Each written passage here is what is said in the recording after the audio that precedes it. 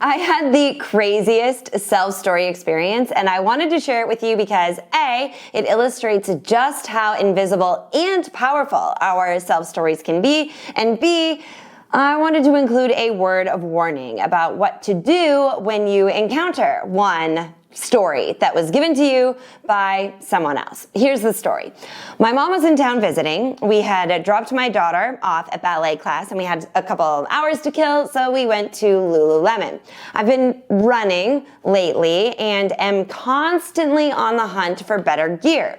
The day before, I had run a race and noticed a lot of the women were wearing biker shorts, and I wondered if I should give them a try.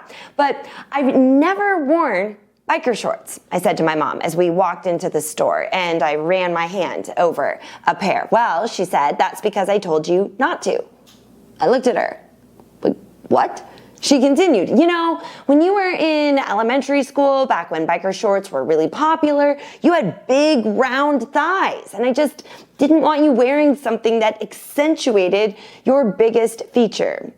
Now, I know that the reason I don't wear biker shorts is because of my big thighs. However, I did not know it was my mother who told me that in 3rd grade. And here I've been unwilling to try the shorts, even consider putting them on my body ever since, like 35 years. Of course, biker shorts haven't been popular the entirety of those 35 years, but still, here's why I tell you this story. A, look at how completely invisible that story was, and especially this source. I've never questioned it or attempted to update it because I didn't even know my biker short story existed. It would be one thing if I tried them on in the decades since and thought, yep, those are no good, but I haven't. And B, and I would argue more importantly, what to do next. I had a choice in that moment, okay? After my mother revealed that she was the source of that story, I could resent her, either quietly or openly confront her about the damage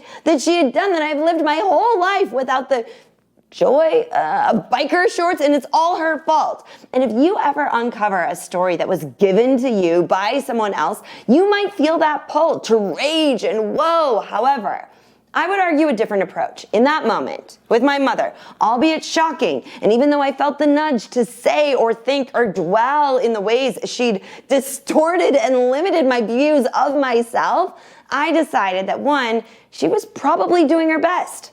Back in 1989, the comment was likely out of compassion, and two, either way, knowledge of that story, regardless of her intent, was a gift, because now I knew that it was there. I could decide what to do with it. It's true, we carry stories with us from our very earliest days, given to us by the adults in our lives, who sometimes didn't and sometimes did but didn't care, know any better. When you stumble upon one of the stories that's been impacting your life, regardless of who gave it to you or why, I recommend not wasting one more second in that negative limiting space. Instead, take that knowledge and that story and choose what to do next. In my case, well, let's just say you might see me running in biker shorts in the future.